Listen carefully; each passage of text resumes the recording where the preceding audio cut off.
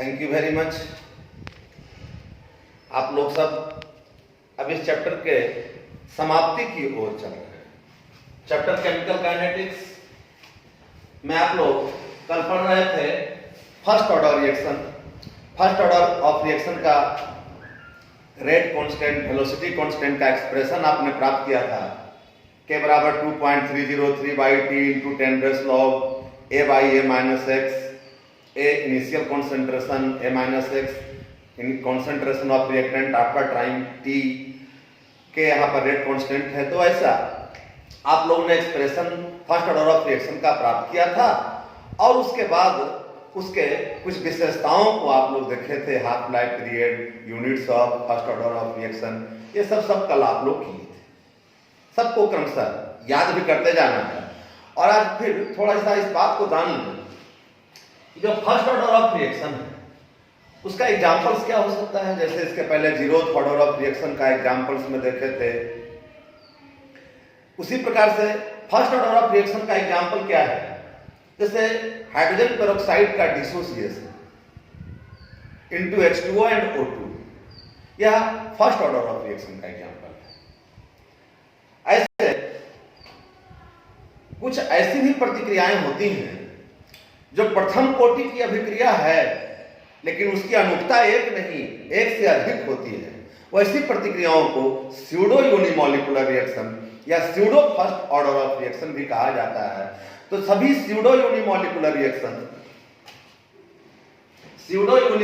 Reaction या इसी को pseudo first order of reaction भी कहा जाता है।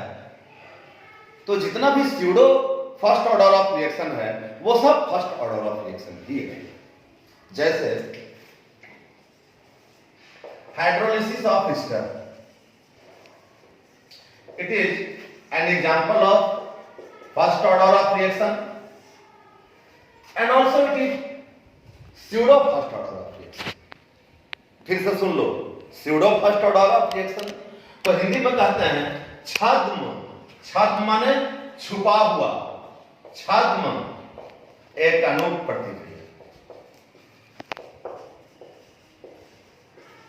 तो वैसी प्रथम कोटि अभिक्रियाओं को छद्म एक अनूप प्रतिक्रिया pseudo first order of reaction या स्यूडो यूनिमॉलिक्यूलर ऑफ रिएक्शन भी कहा जाता है, जिसकी अणुकता, जिसकी मॉलिक्यूलरिटी एक से अधिक होती है लेकिन ऑर्डर ऑफ रिएक्शन उसका एक होता है। जैसे हाइड्रोलिसिस ऑफ ईस्टर। ईस्टर का एग्जांपल एक ले रहे हैं। एक यह ईस्टर है ethyl acetate CH3 COO C2H5। Ethyl acetate को यदि एक्सेस ऑफ वाटर में डाल दें किसी एसिड कैटलिस्ट के प्रेजेंस में तो इसका हाइड्रोलिसिस हो जाता है और बनता है CH3 COOH। इसका नाम एसिटिक एसिड प्लस C2H5OH।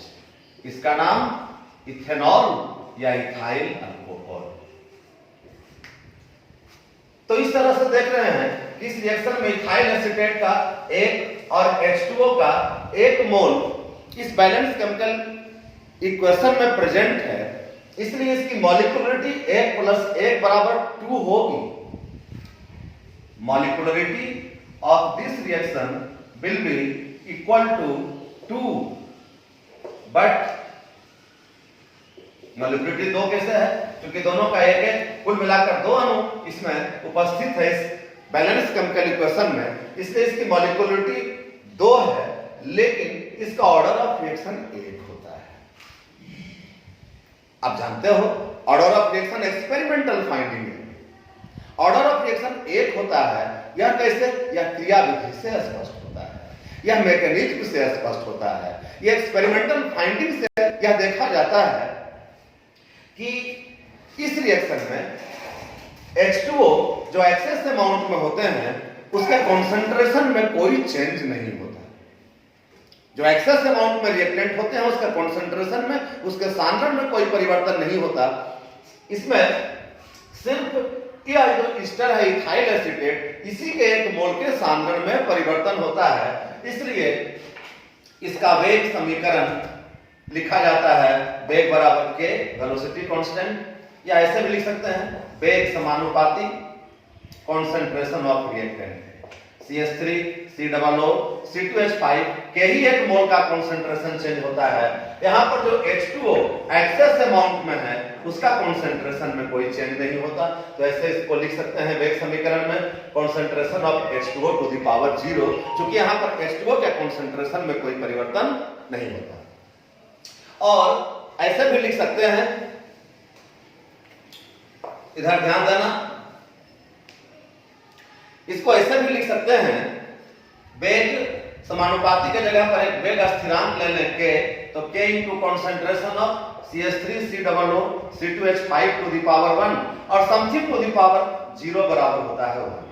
तो यहां पर चूंकि एकमात्र स्टर के एक मोल का कॉन्सेंट्रेशन चेंज होकर परिवर्तित होकर वेग का निर्धारण कर रहा है, इसलिए इस प्रतिक्रिया की कोटि ऑर्डर ऑफ रिएक्शन बराबर कितना होगा 1 होगा। सो ऐसी प्रतिक्रिया जो फर्स्ट ऑर्डर ऑफ रिएक्शन का एग्जांपल है, यह pseudo first order of reaction भी है। Pseudo first order of reaction वैसी प्रतिक्रियाएं होती हैं जिसकी अनुक्ता एक से अधिक हो लेकिन ऑर्डर ऑफ रिएक्शन सिर्फ एक हो, वैसी प्रतिक्रिया को pseudo first order of reaction भी कहा जाता है। इसके कुछ और एग्जांपल्स भी देख सकते हैं।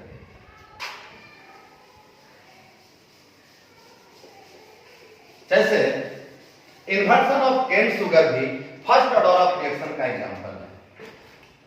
C12H22O11 it is cane sugar, it is also known as sucrose.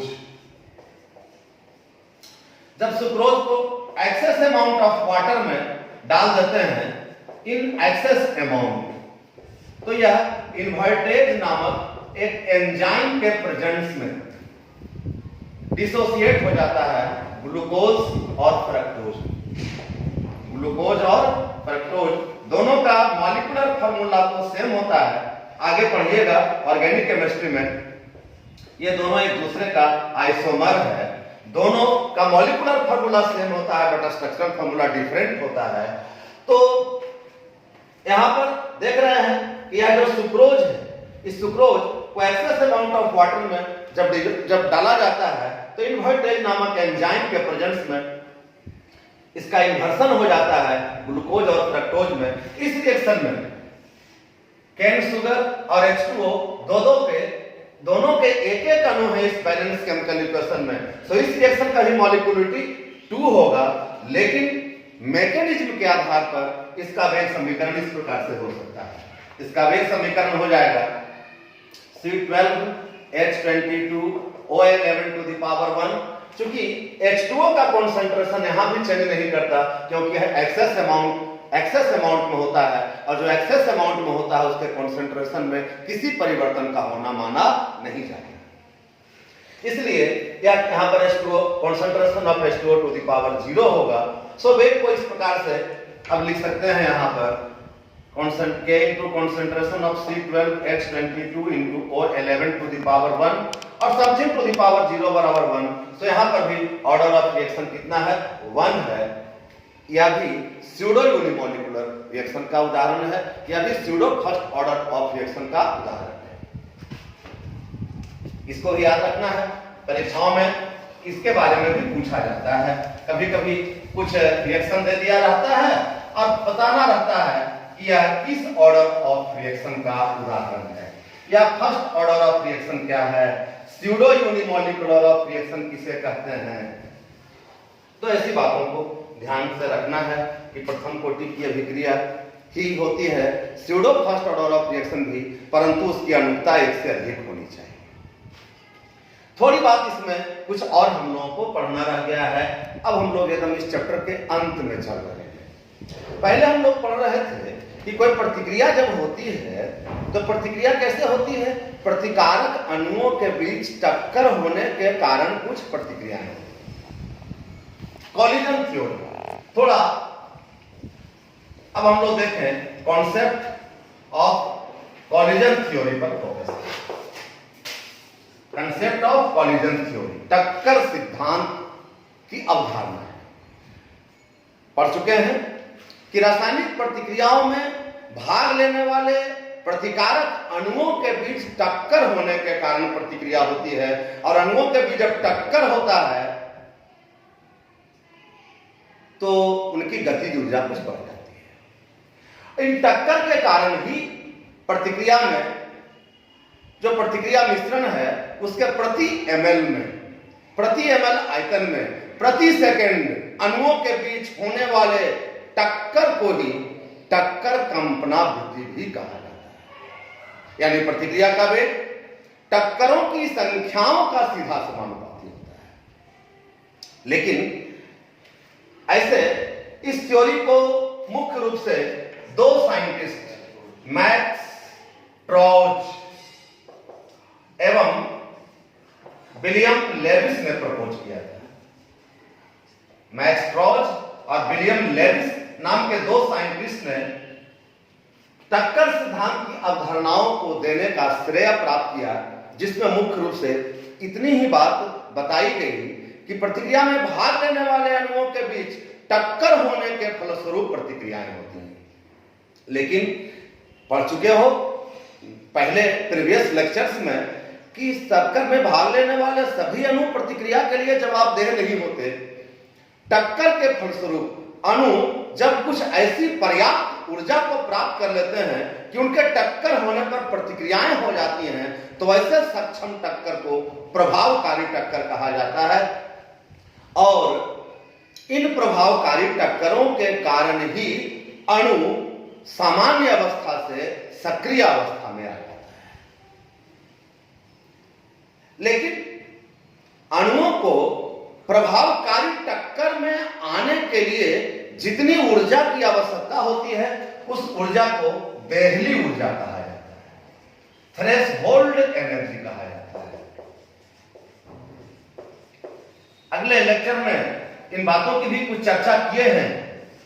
अणु को, सामान्य अणुओं को प्रतिक्रिया में भाग लेने के लिए जितना ऊर्जा चाहिए और जिन ऊर्जा को लेकर वह प्रभावकारी टक्कर कराने में सक्षम हो जाते हैं, उस आवश्यक न्यूनतम ऊर्जा को देहली ऊर्जा, थ्रेशहोल्ड एनर्जी कहते हैं। और अणु की सामान्य अवस्था की ऊर्जा और देहली ऊर्जा के अंतर को ही सक्रियण ऊर्जा, एक्टिवेशन एनर्जी भी कहा जाता है।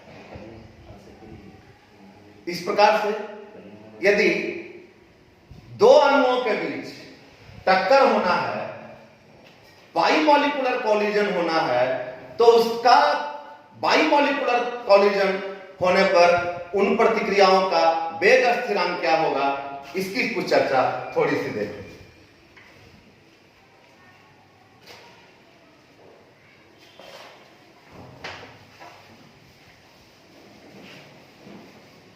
जैसे प्रतिक्रिया में भाग लेने वाले जो अणु होते हैं, कम से कम जब प्रतिक्रिया होगी तो दो अणुओं के बीच टक्कर होगा, तो द्वि अणु कोलिजन क्या हो सकता है, bimolecular collision, and their rate constant क्या होगा। अब इसकी चर्चा थोड़ी हम लोग करें। दो अणुओं के बीच टक्कर होने से ही प्रतिक्रिया संभव है, और ऐसी स्थिति में जो प्रतिक्रियाएं होती हैं उन प्रतिक्रियाओं का वेग थोड़ी सी बात और, प्रतिक्रिया में भाग लेने वाले अणुओं के बीच जो टक्कर होते हैं, सक्षम टक्कर, प्रभावकारी टक्करों के कारण ही प्रतिक्रियाएं होती हैं। एक तो प्रतिक्रिया को संपन्न होने के लिए यह बात का होना आवश्यक है कि और प्रभावकारी टक्कर कराने वाले अणुओं को जो एक न्यूनतम ऊर्जा प्राप्त होना आवश्यक है, वह उसकी देहली ऊर्जा कहलाती है। अणु की सामान्य अवस्था और देहली ऊर्जा के बीच के अंतर को सक्रियण ऊर्जा कहा जाता है। दो अणुओं के बीच टक्कर होने पर प्रतिक्रिया होने के लिए यह एक मुख्य अनिवार्यता होनी चाहिए। लेकिन इतना ही प्रतिक्रिया के लिए, प्रतिक्रिया को संपन्न होने के लिए आवश्यक नहीं है। इसके लिए एक और नेसेसरी कंडीशन होना चाहिए कि अणुओं को एक प्रॉपर ओरिएंटेशन में आना पड़ेगा। जैसे HI का डिसोसिएशन से H2 और I2 का निर्माण होता है। तो HI ये सब जो अणु होते हैं इसको एक कठोर गोला के रूप में मान लिया जाता है, और इनके भी जब टक्कर होते हैं तो ये टक्कर के फलस्वरूप ये एक दूसरे से प्रतिक्रिया करके जब यह एक दूसरे के साथ प्रॉपर ओरिएंटेशन में आते हैं तभी प्रतिक्रिया संभव है। और यह प्रतिक्रिया के चलते क्या होता है, यह H2 और प्लस I ऐसे ये दोनों कठोर गोले इस प्रकार से H2 प्लस I2 में डिसोसिएट हो जाते हैं। यानी प्रतिक्रिया संपन्न होने के लिए दो अणुओं के बीच टक्कर होने पर जो प्रतिक्रियाएं होती हैं तो उसके लिए प्रतिक्रिया में भाग लेने वाले प्रतिकारक के अणुओं को सक्रियण अवस्था में आना तो एक आवश्यक है ही, दूसरा एक और नेसेसरी कंडीशन है कि molecules undergoing collision must be in proper orientation. एक निश्चित अभिविन्यास में, एक निश्चित दिग्विन्यास में उसका रहना भी अनिवार्य होता है। और इस प्रकार से प्रतिक्रिया के वेग को एक समीकरण से निरूपित किया जा सकता है, P into Z exponential minus ये by R, Z into exponential minus ये बाई आर। यह क्या है, यह एक वेग स्थिरांक है। यह तो प्रतिक्रिया में भाग लेने वाले अणुओं के सांद्रण पर निर्भर करता है P, और यह इतना क्या है, रेट कांस्टेंट के बराबर होता है। यह रेट कांस्टेंट ही, यह जेड बराबर ही रेट कांस्टेंट है, जेड बराबर ये के बराबर होता है जेड इंटू एक्सपोनेंशियल माइनस ये बाई आर। ऐसे वेग स्थिरांक का मान इस व्यंजक से भी निकाला जा सकता है।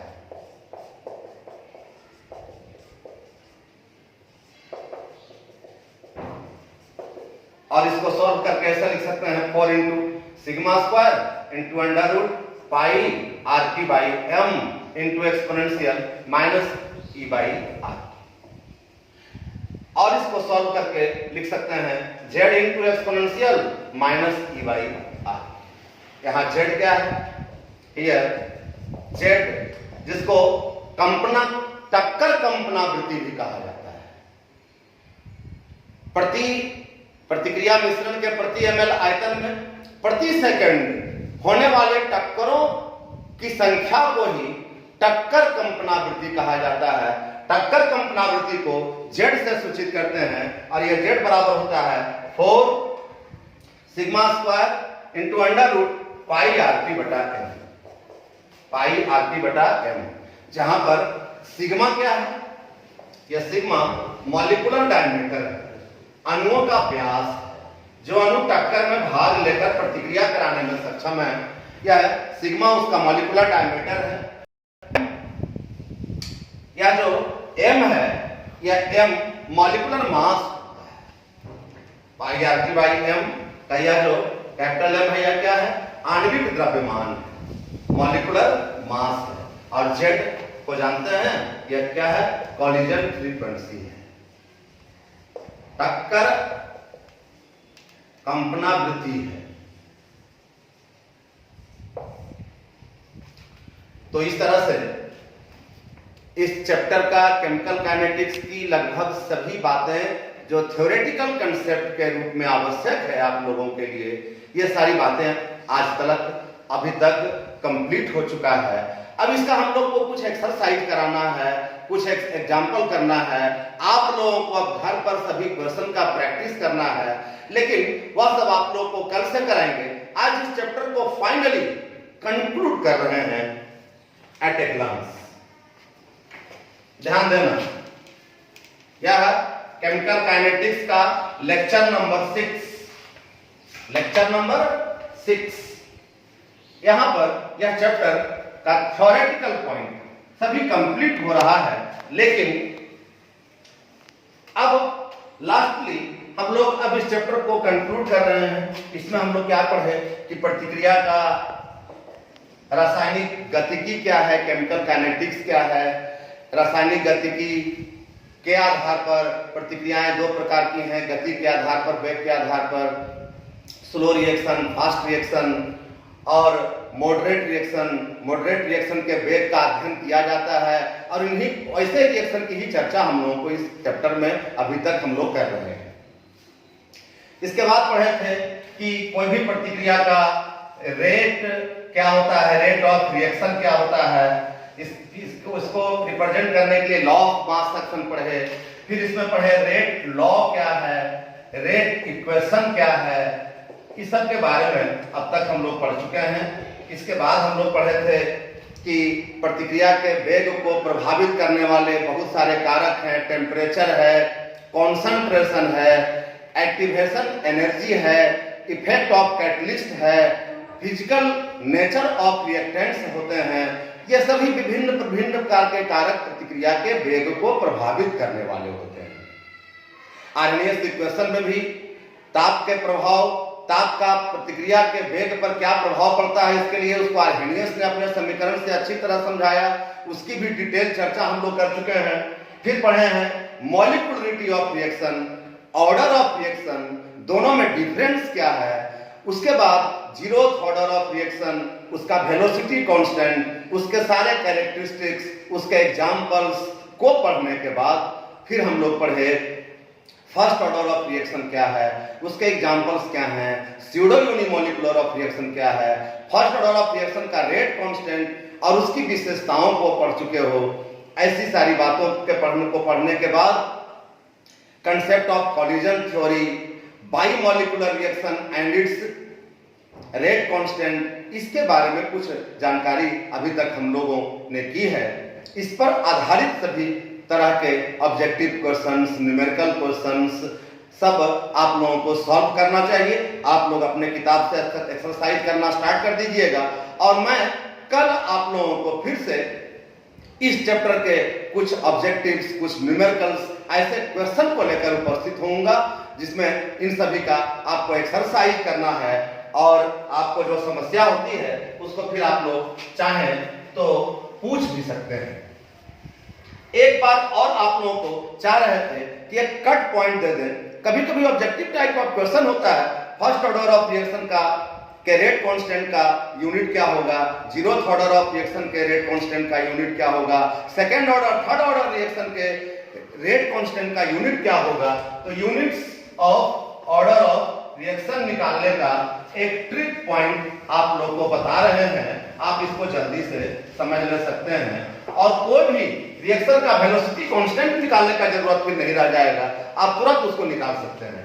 जैसे for a zeroth order of reaction, you know zeroth order of reaction को पढ़ चुके हैं। इसका वेग बराबर dx by dt का एक्सप्रेशन निकालना है k, रेट कांस्टेंट के। अब इस k का या तो इसका वेलोसिटी कांस्टेंट है, इस k का यूनिट निकालना हो तो यूनिट ऑफ k बराबर क्या हो जाएगा, dx by dt।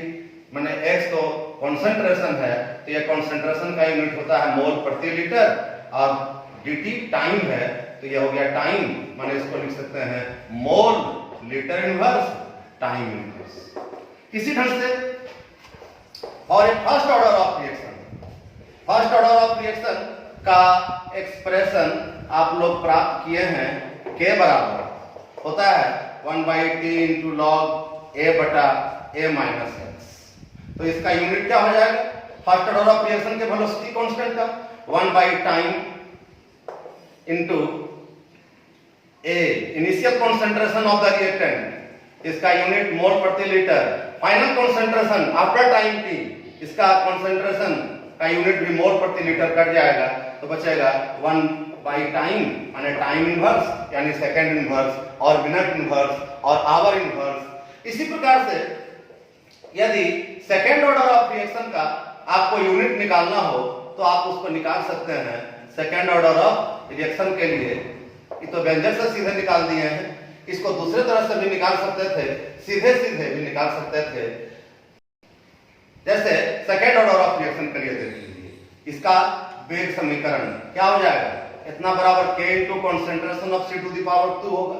इसके लिए भी लिख सकते थे dx by dt बराबर k into c to the power 1 इसके लिए dx by dt बराबर k into c to the power 2। So k बराबर हो जाएगा dx by dt, k बराबर क्या हो जाएगा dx by dt by c square into c square, kc square बराबर dx by dt। तो k बराबर हो जाएगा dx by dt by C square. तो इसका यूनिट क्या हो जाएगा, तो यूनिट ऑफ के बराबर, ध्यान देना, dx x कंसंट्रेशन मोल प्रति लीटर प्रति time dt by C square माने मोल प्रति लीटर का होल स्क्वायर। ये स्क्वायर तो कट गया मोल प्रति लीटर से, तो इसका यूनिट क्या हो जाएगा, मोल ऊपर जाकर के हो जाएगा मोल इनवर्स, प्रति लीटर ऊपर जाकर के हो जाएगा खाली लीटर, और प्रति टाइम है तो टाइम इनवर्स। तो यह सेकंड ऑर्डर ऑफ रिएक्शन के वेलोसिटी कांस्टेंट का यूनिट है, फर्स्ट ऑर्डर ऑफ रिएक्शन के वेलोसिटी कांस्टेंट का यूनिट है, यह जीरोथ ऑर्डर ऑफ रिएक्शन के वेलोसिटी कांस्टेंट का यूनिट है। ऐसे करके आप किसी ऑर्डर ऑफ रिएक्शन के यूनिट के वेलोसिटी कांस्टेंट के यूनिट को निकाल सकते हैं। इससे भी संबंधित ऑब्जेक्टिव टाइप क्वेश्चंस परीक्षाओं में पूछा जाता है। और आज तक यह पूरी बात हो गई है इस केमिकल काइनेटिक्स चैप्टर के बारे में। आप लोग पूरे चैप्टर को ठीक से याद करके कल बैठिएगा, और कल आप लोगों का हम इस चैप्टर का एक्सरसाइज को लेकर उपस्थित होंगे, जिसमें आप लोग हमारे बनाने के पहले आप लोग उस प्रॉब्लम को सॉल्व कर चुके होंगे। इस विश्वास के साथ फिर आप लोगों को शुभकामना देते हुए हम अगले दिन मिलेंगे। इन्हीं बातों के साथ आज हम आपसे विदा लेते हैं। Thank you very much.